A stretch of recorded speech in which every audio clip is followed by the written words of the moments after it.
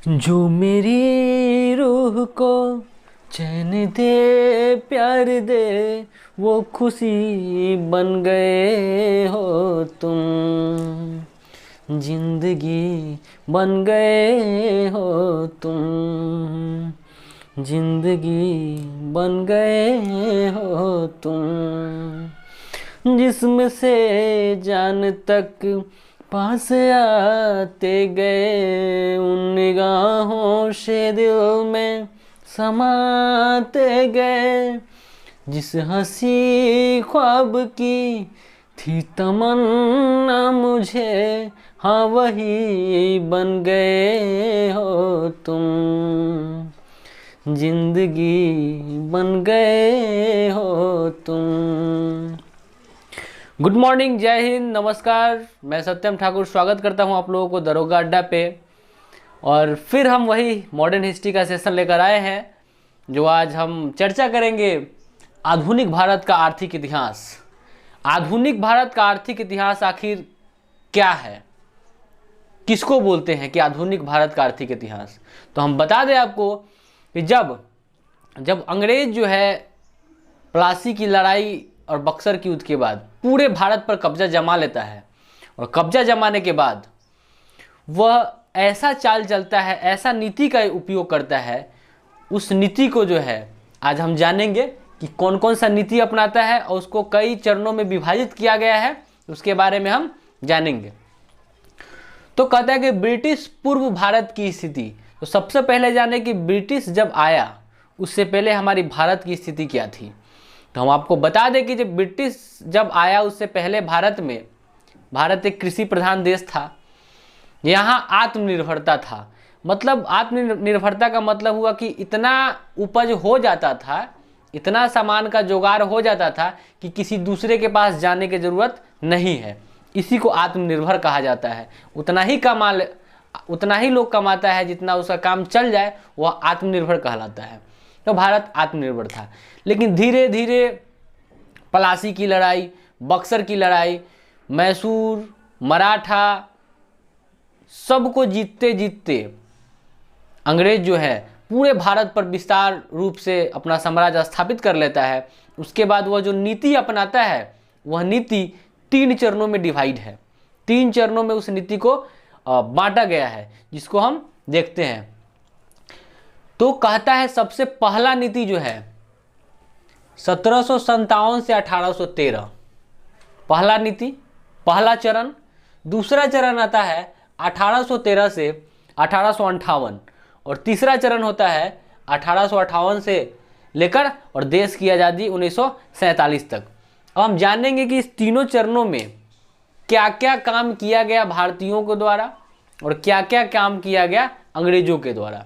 इस तीनों चरण को हम विस्तार रूप से पढ़ेंगे और एकदम आसानी से आपको याद हो जाएगा। और आप लोग लाइक कीजिए, पहले लाइक, और आप लोग व्यूअर हो जाता है लेकिन लाइक नहीं बढ़ता है। और आप लोग सब्सक्राइब भी थोड़ा सा कीजिए, शेयर भी कीजिए वीडियो को, तब नहीं थोड़ा सा डेवलप करेंगे हम भी आप लोग के साथ।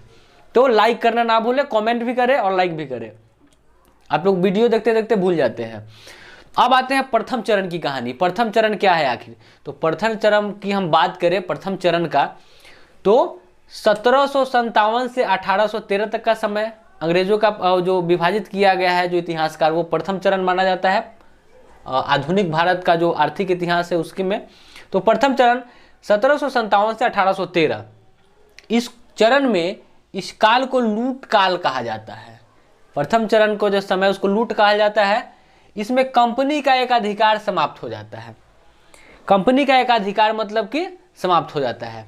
उसके बाद क्या होता है कि पहले एकाधिकार समाप्त का मतलब क्या हुआ कि पहले जो ब्रिटिश कंपनी आई, जो ईस्ट इंडिया कंपनी आई यहाँ पे, तो वह केवल इकलौता, मतलब वहाँ की जो क्राउन थी, जो महारानी थी, उन्हीं की वो कंपनी थी ईस्ट इंडिया कंपनी। तो वो यहाँ पर आई। लेकिन वहाँ के इंग्लैंड को जो व्यापारी वर्ग थे, उनको भारत में व्यापार नहीं करने दिया जा रहा था, तो उसको ख़त्म कर दिया गया। कंपनी का एकाधिकार समाप्त कर दिया गया। उसके बाद 1765 से 1772 के काल को के.एम. पनिक्कर ने डाकू राज का संज्ञा दिया है, डाकू राज का नाम दिया है। 1765 से लेकर 1772 का जो समय है उसमें के.एम. पनिक्कर एक इतिहासकार है, उन्होंने कहा है कि वो जो समय था डाकू राज था, वो उसको डाकू राज का नाम कहकर उन्होंने पुकारा है। फिर 1765 से 1772 तक द्वैध शासन चला, ठीक है, द्वैध शासन चला।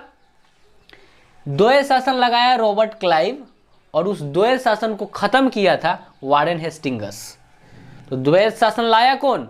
रॉबर्ट क्लाइव, और खत्म कर दिया वारेन हेस्टिंग्स, खत्म कर दिया। प्रथम चरण में इतना ही है, आपको याद हो गया होगा। अब चलते हैं दूसरा चरण में क्या हाल है, दूसरा चरण का क्या स्थिति है। तो 1813 से 1858 तक की कहानी है। इसमें क्या क्या है? तो इसमें औद्योगिकीकरण, मुक्त व्यापार की घोषणा, कहाँ? ब्रिटेन में। अब कैसे हुआ ब्रिटेन में औद्योगिकीकरण, क्या हुआ और मुक्त व्यापार की घोषणा क्या होता है? कहने का मतलब है कि जब सबसे पहले हमने देखा कि पहला चरण में तो एकाधिकार समाप्त कर दिया गया, दूसरा में हुआ क्या कि ब्रिटेन में औद्योगिकीकरण और मुक्त व्यापार, मतलब जितने भी वहाँ के व्यापारी वर्ग थे ब्रिटेन के, उनको यह कह दिया गया कि अब आप लोग भी जाइए और भारत में व्यापार कर सकते हैं। पहले था कि जब ख़त्म किया गया था उस समय यही इसमें कहा गया कि चाय और चीन के साथ व्यापार और चाय के साथ व्यापार को छोड़कर भारत में आप मतलब मुख्य रूप से जो है व्यापार कर सकते हैं, लेकिन उसको भी ख़त्म कर दिया गया। यानी मुक्त व्यापार मतलब कोई अब ऑब्जेक्शन नहीं है, आप कोई भी बिजनेस कर सकते हैं, चीन के साथ कीजिए, चाय का बिजनेस कीजिए, भारत के साथ जो भी करना है आप व्यापार कर सकते हैं। तो इसको हो गया। तो यह जब दौर चला ब्रिटेन में, जब समय में मतलब जब वहाँ फैक्ट्रियाँ लगने लगा और भी जो पूंजीपति लोग थे वहाँ ब्रिटेन के, वो सब जब आकर बिजनेस करने लगा तो ब्रिटेन में औद्योगिकीकरण हो गया। मतलब बहुत सारा फैक्ट्री का लग जाना, बहुत लोग जो बेरोजगार थे उसको रोजगार मिला वहाँ पर, तो वो औद्योगिकीकरण कहलाया। ठीक है, अब आते हैं क्या, सुनिए इसका कहानी क्या है। देखिए 1813 का एक चार्टर एक्ट आया था।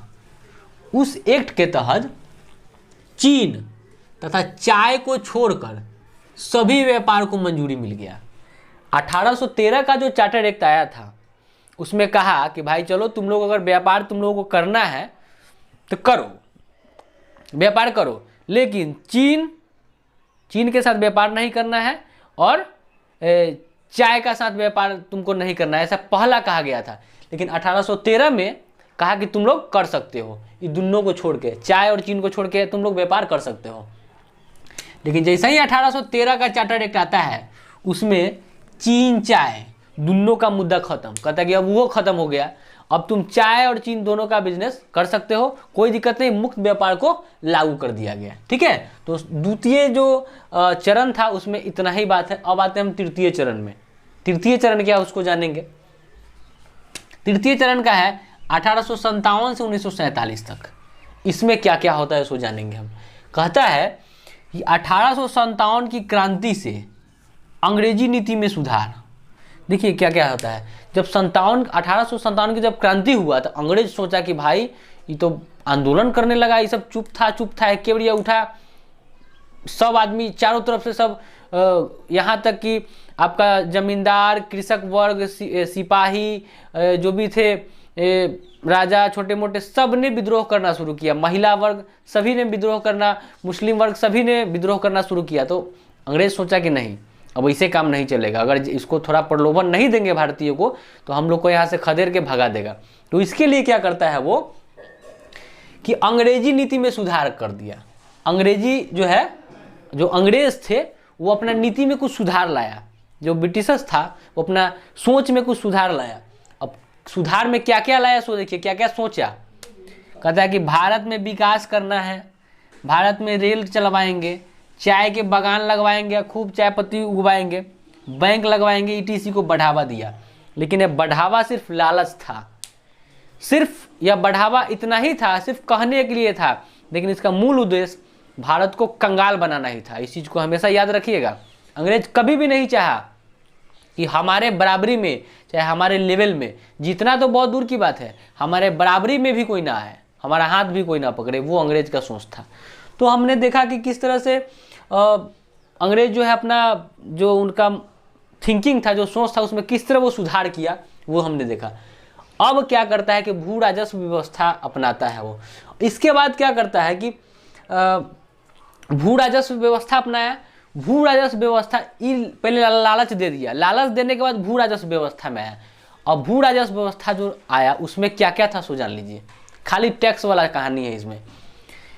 इसमें अस्थाई बंदोबस्त लगवा दिया 1793 में, रैयतवारी व्यवस्था लगवाया 1792 में, महालवारी व्यवस्था लगवाया 1819 में। तो भू राजस्व व्यवस्था जो अंग्रेज चलवाया था उसमें हम क्या देखे, 3 गो चीज़ लाया, वो 3 गो नियम लाया। अस्थाई बंदोबस्त 1793 में, रैयतवारी व्यवस्था 1792 में और महलवारी व्यवस्था 1819 में लाया। ठीक है, अब आते हैं हम कि क्या है अस्थाई बंदोबस्त, क्या है आखिर रैयतवारी व्यवस्था और महलवारी व्यवस्था क्या है, इसके बारे में हम विस्तृत चर्चा करेंगे। आइए देखते हैं अस्थाई बंदोबस्त क्या है। तो यह शुरू हुआ 1793 में, हमने बता दिया।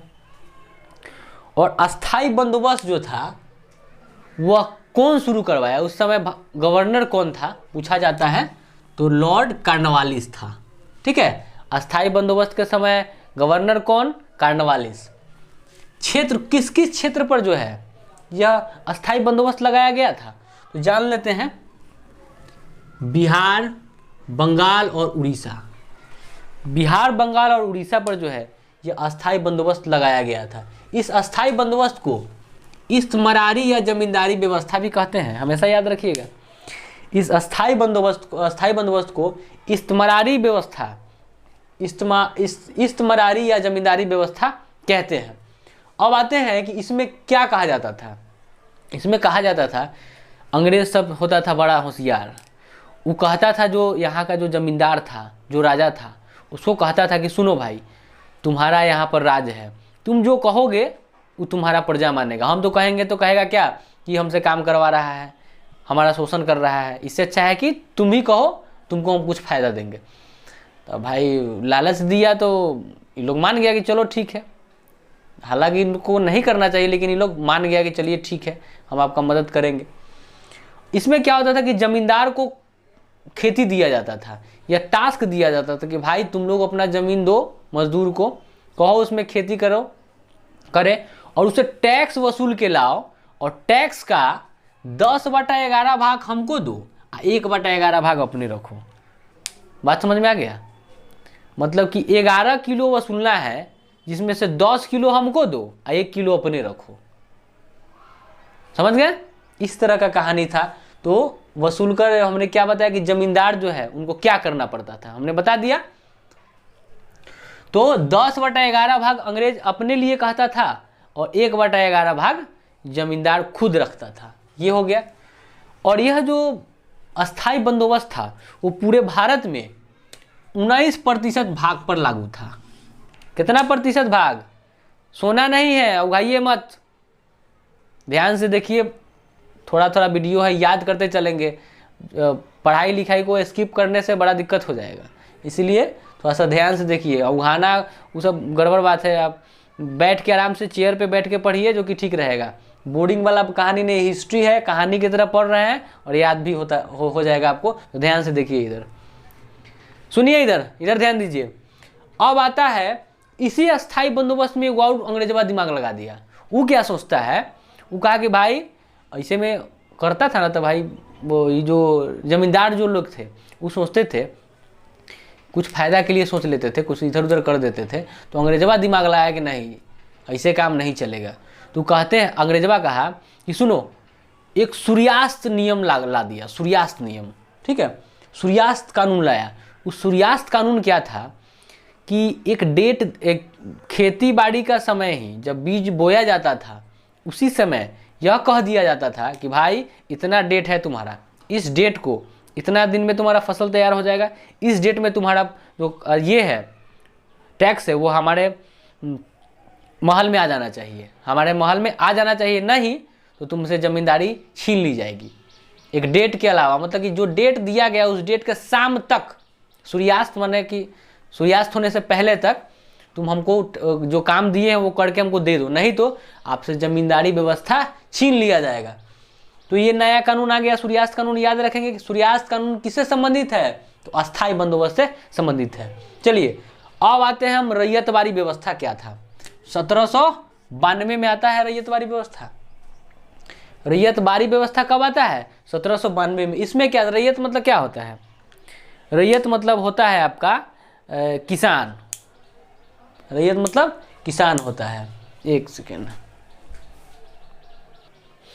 तो हमने क्या बताया कि रैयत मतलब किसान होता है। रैयतवारी व्यवस्था 1792 में। इसका प्रारंभ करने वाला कर्नल रीड था। प्रारंभ कौन किया? Colonel Reid. लेकिन 1820 में मुनरो आता है और वो मद्रास, आसाम और बम्बई में इसको प्रारंभ कर देता है, इस टैक्स को लगा देता है। कहाँ कहाँ? रैयतवारी में कर्नल रीड शुरू करता है। 1820 में मुनरो आता है।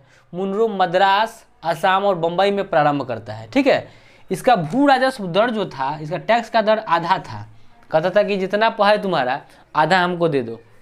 किसान से लिया जाता था, या डायरेक्ट टैक्स डायरेक्ट किसान से लिया जाता था। ठीक है, किसान से डायरेक्ट लिया जाता। कहता था कि तुम जितना उपजाओगे उसका आधा हमको दो। पूरे भारत के 51% भाग में यह लागू था। पूरे भारत के 51% भाग में यह रैयतवारी व्यवस्था लागू था। अब हम चलेंगे कि किस तरह महलवारी व्यवस्था है उसके बारे में बताएंगे। एक सेकेंड,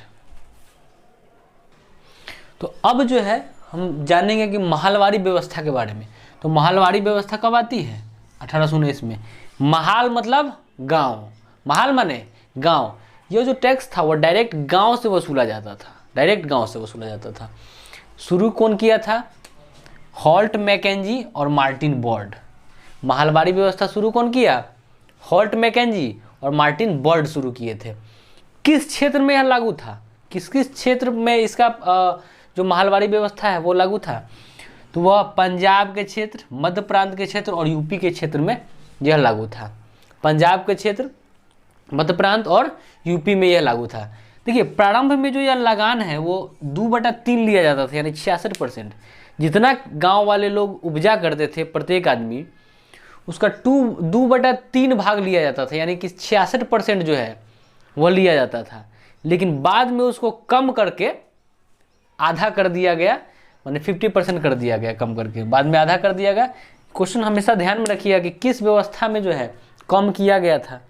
तो ये महलवारी व्यवस्था में जो टैक्स का रेट है, जो दर है, उसको कम किया गया था।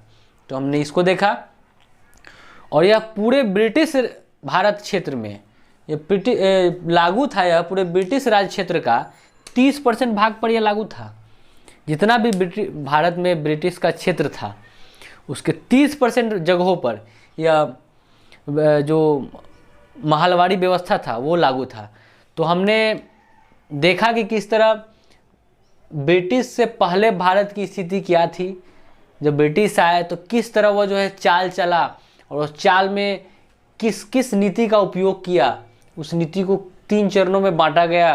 प्रथम चरण में हमने बताया सब कुछ, द्वितीय चरण के बारे में जाना, तृतीय चरण के बारे में जाना, और तृतीय चरण में जो है के बाद कुछ प्रलोभन देना।